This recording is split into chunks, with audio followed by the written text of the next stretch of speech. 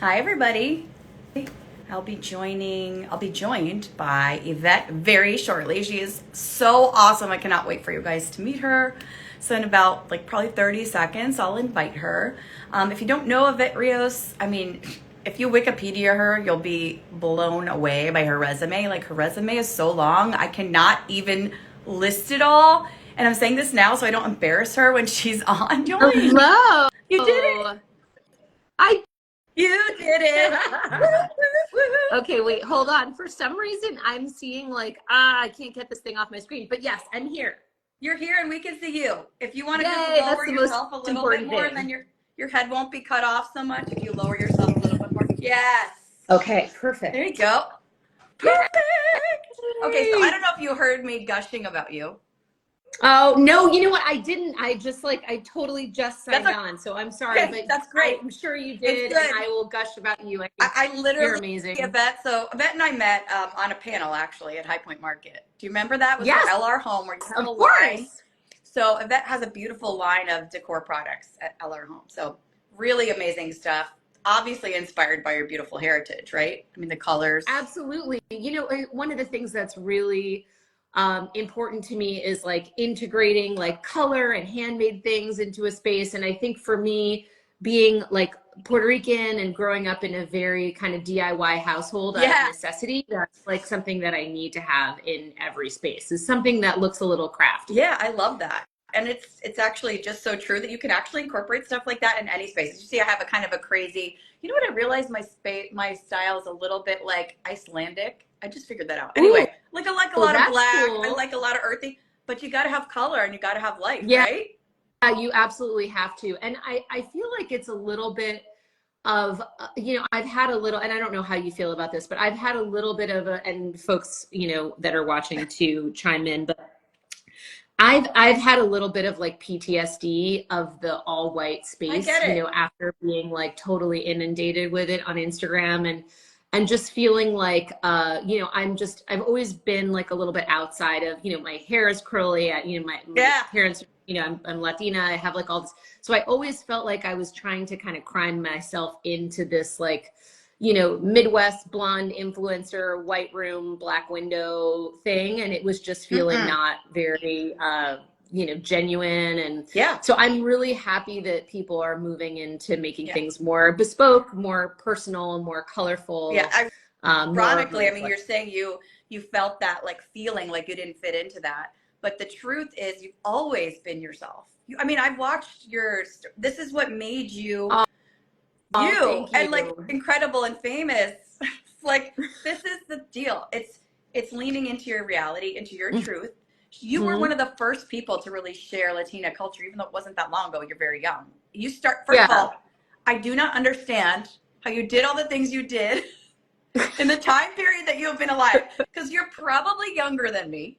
Oh my gosh, no. Well, I'm 45. So I'm 46. Okay, so you are. Yeah. Yes. And I look at your. I just am so impressed. I mean, not only because you've singularly always sort of had that focus on lifestyle, even when you were a performer. I feel very strongly about this. I saw that you started as a performer too, locally. Yeah. I was also a performer. I think so much of that's an interest. That. How cool. Yeah. That was my life for 12 years. But you really quickly latched on to what you were good at and doing the design training and then food and all of that. And I just can't look at your resume and not be baffled by what you've accomplished. Oh my gosh, you're so sweet. Thank you so much. What do you credit that with beyond just your obvious personality as part of that? But do you have a support system that you credit for that? So, I my husband really kind of pivoted to being a stay-at-home dad when our kids were really little. So I think I couldn't have done it without that, because I do think as women, we feel again, social media can be so, difficult because you see all these moms and they're they've got the kids and they're doing all the things and their homes are flawless and they look incredible. And the reality is something always sacrifices. And for me, it took having the partner that was willing to pick up the slack. I love that you're saying that for a bazillion reasons. Oh, a bazillion reasons. I can't even go into all the reasons that, again, your integrity, your honesty is just so perfect. Oh, good. Glad. I actually have a thing. I started this movement in my head because I was a stay-at-home parent as well. This is, I think, why my trajectory was slower. And just now I'm starting to do the things like that because one of us had to. Of course. For us at our income level, we couldn't afford to like do childcare full time. Absolutely. And I've decided to call it home-based parenting instead of stay at home. Do you love that? I love that. I just feel like it feels better. And it's so true. He was that. a home-based person working plenty. Agreed. Agreed. And I think that what I love about that term too is stay-at-home parent kind of implies that that person is doing all the parenting. Yes. And the reality is, like, even if you're not the home-based parent, you're still a parent, you know? Absolutely. And you're still doing all the things too. So yeah, I love it. I love it. I think that's a great. So you're still with your husband. So you guys have been together for how long? So we met each other, we knew each other for about like 7 years before we got married. So we've known each other for a bazillion years. We got married in 2012. Yeah. So like forever. I mean, that was like the heyday of a lot of your multiple projects all at once. I mean, yes, I'm sure you're still doing that. I'd love to hear actually kind of where you landed. But for those of you who don't know who are joining us, oh, hi from Brazil. People are joining us from Brazil. Oh my gosh. Well, send me an invitation and Noel and I will go and shoot the show in Brazil. Yeah, we could do a own show about how much we love Brazil. I would love to go. I've never been. It's like one country I've never been. So you've been a lot of places. I was going to say, like, through your trajectory, which has been incredible. I actually haven't traveled all that much, but you have done everything, and you're bilingual host, so you've hosted not only networks. Now it was kind of crazy because I grew up, you know, Spanish was my first language at home, and you know, in school, you know, just kind of like you learn to speak English because we're in obviously an English speaking country, but I now like host a show in Spanish, and it's like so stressful because it's not my dominant language anymore. Yeah, so it's like so anyway, so it's been very cool to kind of like, I don't know how you do that. So is it funny? Are there like funny things that like you don't get the joke because it's like culturally not funny to you? Like how does that work? There are some things like, and there are a couple of people on the show that speak Spanish like so quickly. Right. I mean, it's just like unbelievable. Like we have a Venezuelan and she is like a wallpaper and paint expert, and she's just like talker also. Yeah. Incredibly fast. You're like, and even with her, I'm like, like I just kind of am not there. You're like, hopefully she didn't need me to respond to that real quick. That's incredible. So I feel like I'm like just kind of getting into the swing of being like fully bilingual and getting the jokes and telling the jokes. What's the show called again? Remind me of the current show. Because there's so many shows on your resume, I cannot figure it out. You're so hilarious. So it's called Dime Cómo Hacerlo. And so it's basically the Spanish language version of Ask This Old House. Yeah. So Roku bought like all of This Old House. So all the old episodes and everything. And then they basically created a Spanish language version because there was such a need for like, instructional programming in Spanish. So anyway, that's but it's filmed here. So obviously, are you still in Brooklyn? It's filmed here. Is it filmed on the East Coast? It's filmed all over. We go to Miami and Los Angeles, and we've got experts kind of all over the country, so we travel all over. So you've had a lot of experience. That's incredible. And this is all so home related, but your food journey has been so fascinating to me too. So, I mean, just so you know, guys, people call her the Latin Martha Stewart, and it's Whippa. Did you know that? Yeah, without the facelift though, although I'm starting to feel like maybe it's like imminent. I don't know. I just want to do this. I just want like a magic thing. I just need a little. Gosh. Like, how do you do that? I don't understand. So I started like facial exercises and the gua sha. Do you do the gua sha? The gua sha, but I do not do it regularly. I just do it when I need to feel good. Like when I want to drain my lymphatic system. Yeah, it's supposed to be a thing, right? It is. I think it's true, but I just don't have the diligence or the discipline to do anything regularly except like feed my children and eat and shower sometimes. Yeah, and just because they like beg you to, because if not, I probably unfortunately starve them to death too. So I feel like I started the gua sha yesterday, and I'm feeling like this could be good. I don't know if anybody's done it. Like, I'm sure it's good. Yeah. Another thing to add to the list of all the other good things we have to do. So I just choose to do some of them every day. Well, you look fantastic. I don't really. I do have a ring light, so to be fair, that's helpful. That's like instant zhuzh. Yes. But the food thing, I want to talk about that because it's so incredible to me. How did you get into that? like, how did you, was that just because you had the personality and the hosting capability, or did you pitch it like you loved food and you wanted to bring the culture? So, I mean, for me, what happened was like growing up again, like, immigrant family, and, just we never had like Hamburger Helper or any kind of like pre-made anything. Everything was from scratch, Right. which I have no idea how, my parents did it. Yeah. But, anyway, so it was always kind of like in my DNA, but then I started working on, a show called The Chew. Yes. It was on, years ago on ABC. Yeah. And there I was like basically like a correspondent. So I would cover kind of all kinds of stories all over the country, like the world's biggest pizza, or like a couple, like a community where they all cook together every Sunday and then kind of like share their food with each other, which I thought was like a genius idea. Yeah, so genius. So they had meals throughout the week. Yeah. But anyway, so it was that kind of thing, and it was just really cool to be out there and like learning about different people and their food traditions and all that stuff.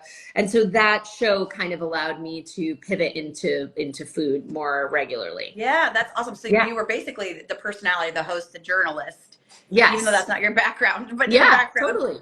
This is how it shows, like when you just have a certain personality, you have a certain perspective, like how far that can go when your personality shines and your abilities and how incredible you were with that. But does it ever baffle you? Because I was reading too, and I was reading up a little bit about you, that you were like the first Latina correspondent on television. And what the heck? Why are we so behind?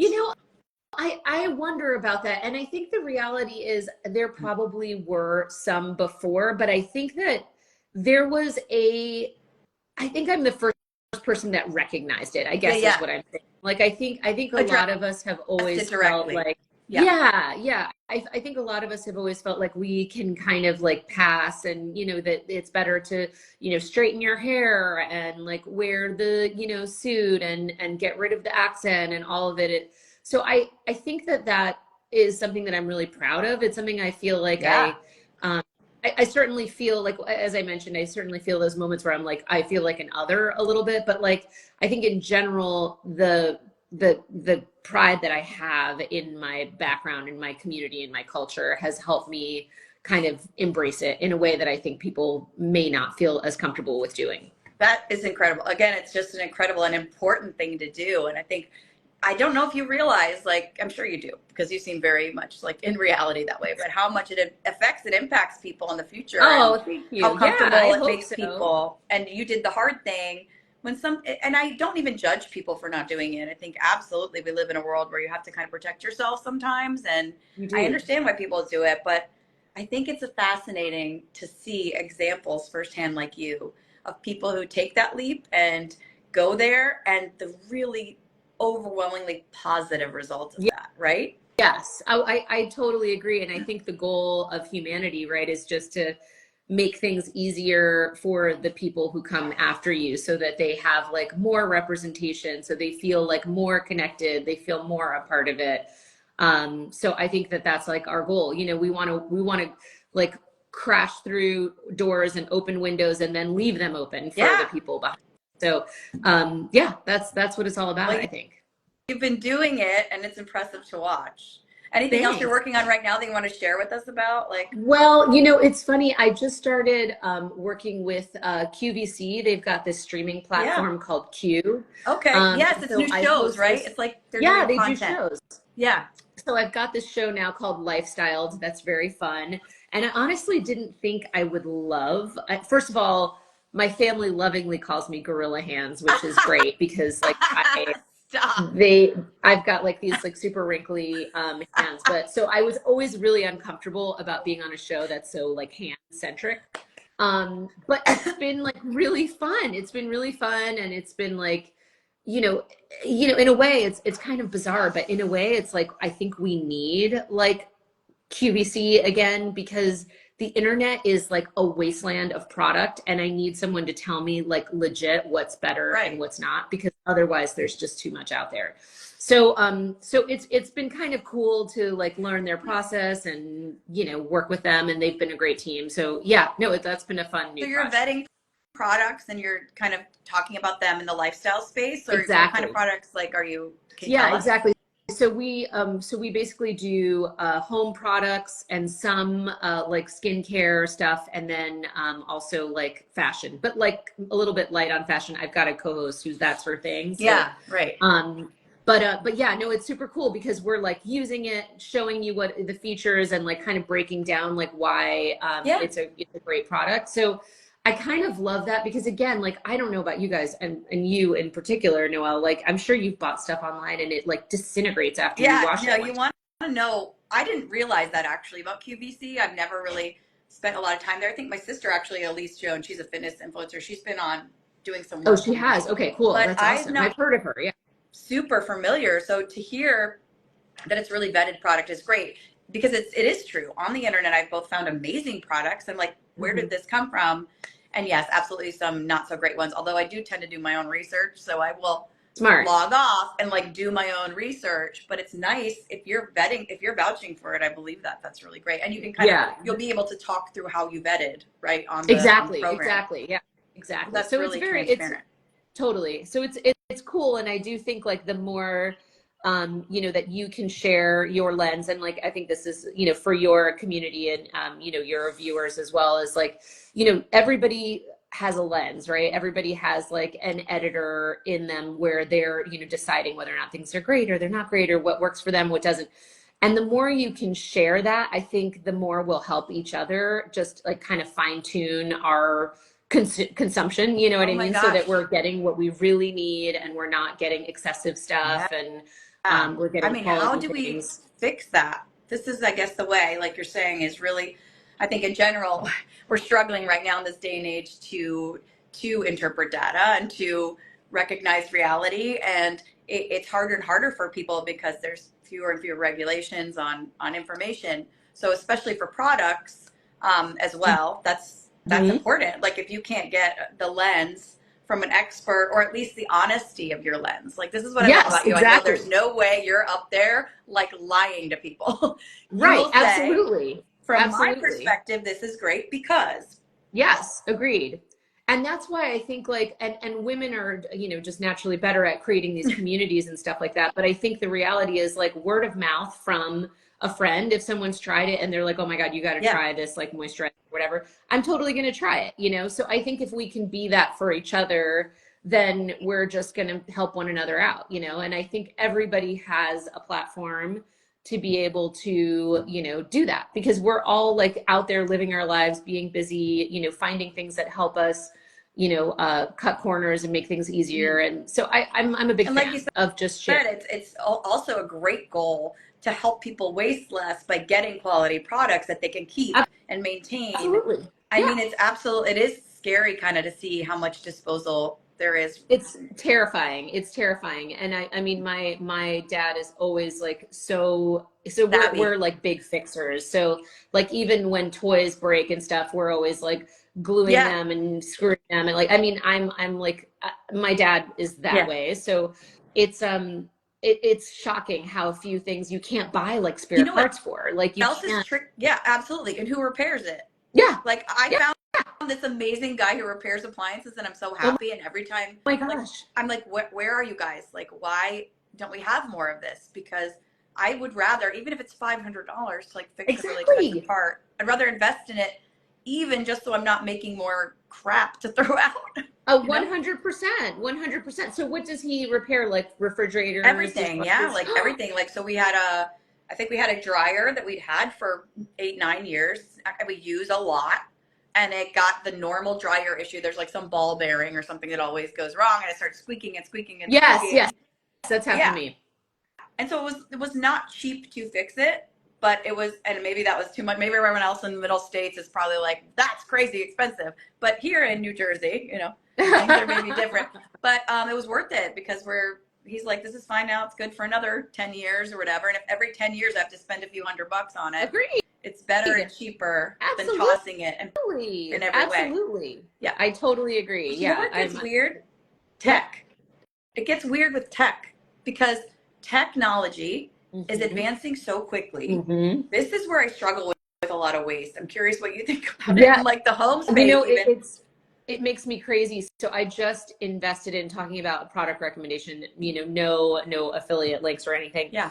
But I just upgraded to like an Epson printer that has like the refillable thing. So instead of cartridges, you actually get like a giant bottle right? of Like you ink. squirt ink into it. So you're not throwing out the Yeah. cartridges. So you're not throwing out the cartridges, which to me was great. But the reason why I had to get a new printer is because I tried everything. Like I tried like cleaning the print head. I tried like changing the print. Like I did all the things to try to get this thing to work, and it just wouldn't. And tech support wouldn't help me because it was after the warranty, like a whole thing. They just don't know, and then no one knows how to fix that. Nobody knows how to fix it. Yeah, like so it's terrible. Like I've had my computer now, which apparently my husband tells me is a really long time. I've had it for like 9 years. I'm like, well, it's working. Like, yeah. But then there's so many things that they do stop working, and you can't really fix them. It's just like replace. So anyway, I'm hoping we get to a place where we can utilize all this stuff. Yeah, well, definitely my recommendation to you is just save everything on the cloud. Because I was like you, where I had like a 9-year-old computer, and then out of the blue, it just like stopped working. Couldn't access anything. Oh God. Yeah. Don't tell me that I have so many no, just no, I do have like some on the cloud. CYA situation. Just put everything, everything on the cloud, and then just kind of like budget for a new computer in the next few years. I am getting ready. I'm getting ready, and I'm now deciding: do I switch from because actually I'm one of the few people probably in the world who has a Microsoft Surface Pro instead of an Apple or Mac. So yes. Well, my husband is a big PC person, so I really like totally it, get it. But I have to figure out, is it more compatible for me to use the other stuff? So agreed. I'll be figuring all of that out. Yeah, and with design work, I mean, PCs were always superior. It's only been in the past like 5 or 6 years that it's become like, you can get AutoCAD for, Macs and all that stuff. Like before then, it was all like PCs for. Do you have a team right now doing a lot of that stuff for you, or are you still doing design work, or it's not so much? You're pretty much hosting and creating product. So I just like finished a design project for friends of mine that was really, really cool, super modern house, like not exactly my aesthetic, which I think is what's really fun about being a designer. But it turned out beautifully. And that was a real challenge because I had to like dust off all my skills of, of AutoCAD, like, rendering all of it is crazy. And it's like between when I was using these apps and now, it's like everything has changed. So I used Fiverr a lot to be able to find people who would just kind of like work up the beginning for me, and then I could go in and kind of tweak it.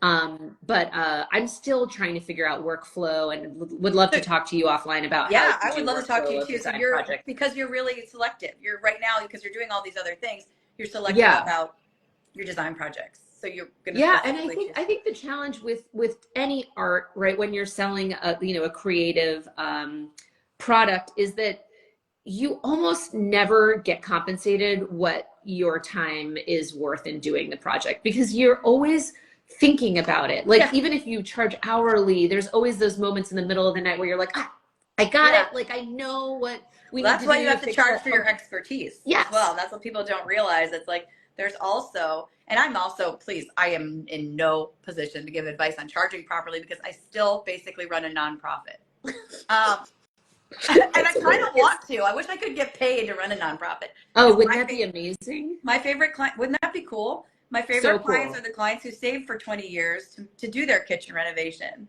Mm-hmm. But, I can tell you right now, I don't want to I'm also not making any affiliate money, but Canvas is an app.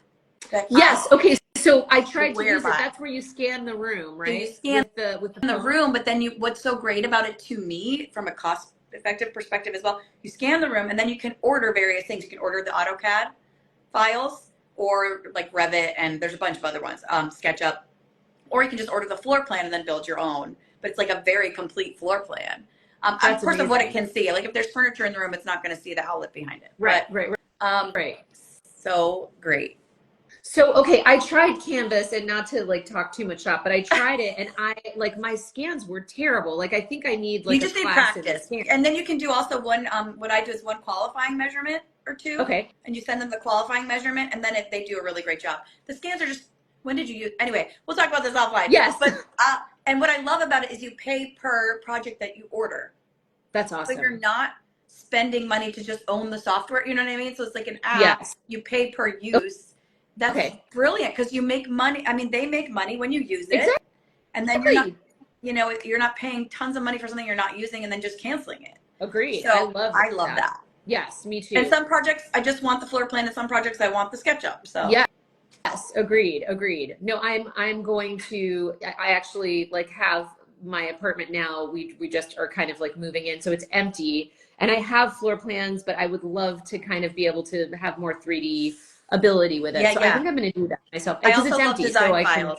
I also love DesignFiles for all my work. Just saying. That's a DesignFiles. Okay, cool. I will tout that. And if you do want to code, I can get commission on it, but I really love it. Perfect. Send me the code. I'll share it with y'all in the show notes or something. This is awesome. You're awesome. We have so much more to talk about. Yeah. But LR Home is where you have a few lines. Am I right? Yes. So I did a line last like summer season called Festivo by Evette for Dollar General, believe it or not, which was super fun. And like it was colorful. Holiday? No, I'm sorry. It was totally summer. Oh, great. Like it was very fun, colorful, like outdoor barbecue, the whole thing. And so we're working on a line for them again, which is going to be even bigger, which is very cool. What a treat. Because one of the things that I like, growing up in a very working class family and stuff, I do feel like you should have access to like great looking stuff regardless of what your budget is. So I think that was like, that makes me feel really good to be able to provide like more affordable product for people. So so that's number one. And then with LR, which you came to the showroom for the panel discussion, and thank you for doing that. We have a line that's going into Home Goods in the springtime of this year, which are these little throw rugs. It's nothing crazy, but they're super cute. And helpful, adds a ton of personality and color, I'm sure. Yeah, fun, super fun. So so that's what we're doing. And it's like awesome. Incremental steps. Yeah. Baby steps. And next we need an amazing book. So do you have a book? Have you been working on a book? Oh. Girl, no. Listen, I'm in a funny place right now where I'm like not really chasing. I love hosting and I love doing that stuff. Yes. But it's not really like, I love talking to people. I love highlighting other people. I'm a cheerleader. I'm not at a place right now where I'm really promoting myself as a personality. Does that make sense? Yes. It's really my business. And so maybe one day, because I would love to, and of course I even have I have so many ideas, but I'm not really in a place where that's like my focus. I understand. I'm in a place where I'm building my little business up, and but I love it. I love doing it. This. I mean, you're so good at that. Like, I feel like if there was a way, I wish I could have a talk show, but apparently you've got to really have chops for that. Oh God. The talk show thing is so crazy, but you could start it, on your own. I mean, you're so great. You've got such a great personality. Well, that's why I do this. I love this. And this is nice and short. It's 30 minutes. Like we're about to wrap up now. You're going to do your show and tell. It's so funny because that was like, what show and tell? What do I have to do? I'm like, you don't have to. Don't panic. It's like literally in kindergarten when you like bring your baby blanket or oh my gosh, something, or I don't care. Do you have something for us? So I do, but like, it's really kind of crazy because I feel like you guys would be your audience would be the very first people to see this, because I just finished this kitchen in this apartment we're moving into, and I'm trying to like get it published and do all the things. Yeah, so don't show us too much. No, I'll show you the whole thing. Okay, so first of all, this cabinet. Ooh, with the mirror in the back. So this, I snatched this out of a mansion that like was being renovated and they didn't want it. It's like a built-in free piece. It was a free piece. Oh my God. So then I put it in here, and it had like a mirrored back, and then it had these funky glass shelves. Yeah. And I was like, I don't want the glass. Yeah. So I actually had a guy, super cool guy, made me these like cherry wood shelves to kind of warm it up. Beautiful. Yeah, so it turned out really well. And then this is my pink fridge. Oh my God, I'm obsessed with that. Right?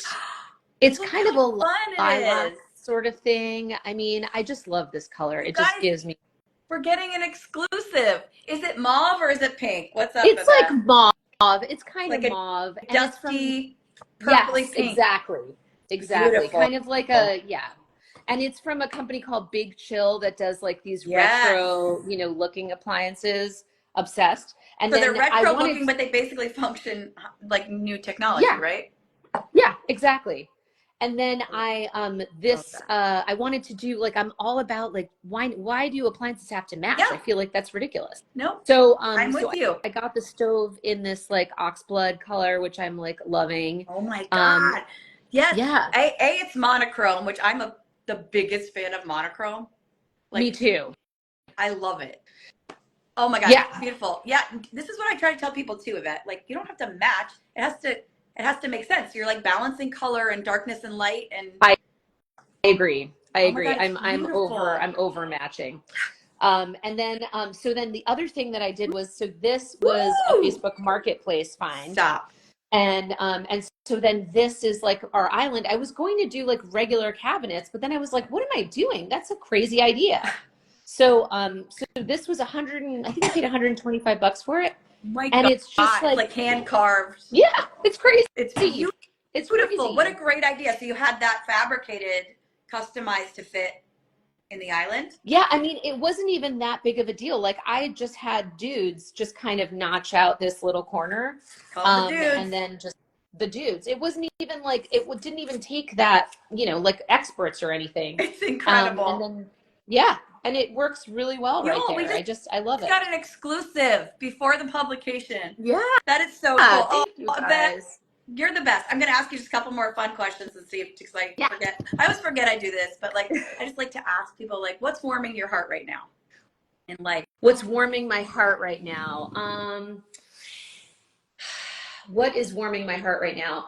Honestly, not much is warming my heart right now, because I just feel like the world is like burning down. Yeah.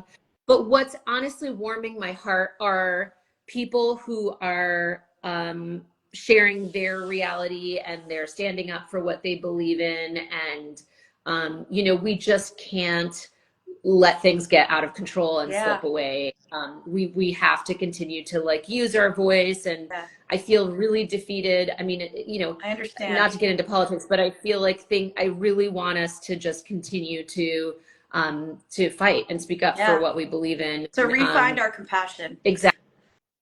So I think for me, just the fact that people are still like saying what they believe in. Even through all the heartache, they're still coming through all the heartache. I love that. I agree. Yeah, I love that. And so how does that sort of parlay into home? Like right now you're building this home. This is sort of like you are finding warmth and comfort in that. I think for me, like being a mom and just really creating places for us to have like memories together is really what I'm focusing on. And it's not about like, I think before I probably would have been more concerned about how things like look, and now it's like a real shift into function, and is this going to grow with our family? So I think that's like my focus a little bit more. And would you say I guess the answer is kind of no, but that's fine. We're not in a place of feeling the harmony right now, but do you have hope for it? I do. And it's like there's that Fred Rogers quote where, he was like a very empathetic kid growing up, and he would see like terrible things on TV, and his mom would say, look for the helpers, and I heard that, and that really stuck with me, because that's what like makes you feel hopeful, right? Those people that are going out there and still trying to make things better, and not leading with like kindness. And not leading with hate, but with understanding and empathy, and a desire for connection, and a desire for compassionate solutions. It's great.